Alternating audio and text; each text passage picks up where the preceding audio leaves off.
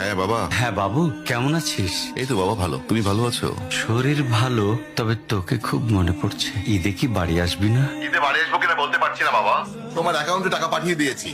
বাবা, আমার প্রমোশন হয়েছে, স্যালারিও বেড়েছে, পুরো 1,00,000।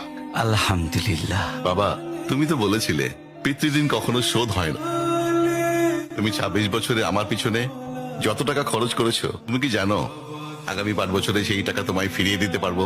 আমার এখন স্যালারি মাসে 1,00,000 টাকা বাবা। ও, এই কথা। তাহলে শোন, তোকে একটা গল্প বলি। বলো বাবা।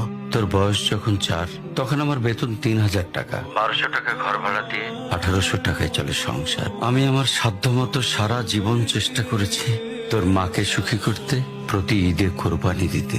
তোকে যেবার প্রথম স্কুলে ভর্তি করালাম, সেবারই প্রথম আমরা আমাদের কোরবানি দিতে পারিনি। সে বছর তোর মাকেও কোনো উপহার দিতে পারিনি। তুই যখন ভার্সিটিতে উঠলি, আমাদের অবস্থা তখন মোটামুটি ভালো, কিন্তু খুব কষ্ট হয়ে গিয়েছিল যখন আমার ট্রান্সফার হয়। রোজ রোজ বাসে চড়ে, পায়ে হেঁটে, ঘামে ভিজে খুব দুর্বিষহ লাগছিল।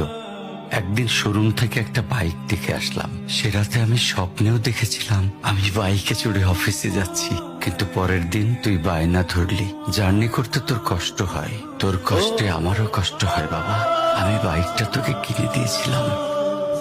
তুই এখন লাখ টাকা বেতন পাচ্ছিস, কিন্তু মনে করে দেখ, আমার সামান্য মাইনে দিয়ে ব্র্যান্ড নিউ মোবাইলে হেডফোন কানে লাগিয়ে সারা রাত গান শুনেছিস, পিকনিক করেছিস, ট্যুর করেছিস। তোর প্রতিটা দিন ছিল স্বপ্নের মতন।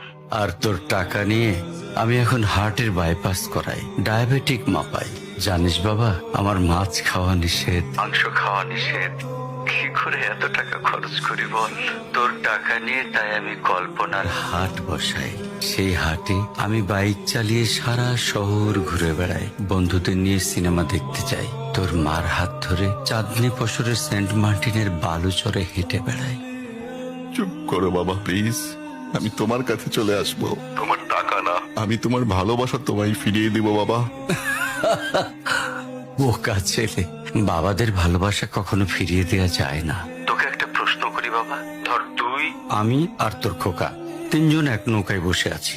হঠাৎ নৌকাটা ডুবতে শুরু করলো। যে কোনো একজনকে তুই বাঁচাতে পারবি, কাকে বাঁচাবি?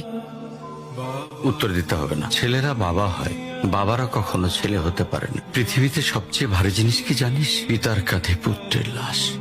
আমি শুধু জায়নামাজে বসে একটা জিনিস চাই, আমার কবরের ঘরটায় যেন আমি আমার ছেলের কাঁধে চড়ে যাই। তাহলে তুই একটা ঋণ শোধ করতে পারবি, তোকে কোলে নেয়ার ঋণ।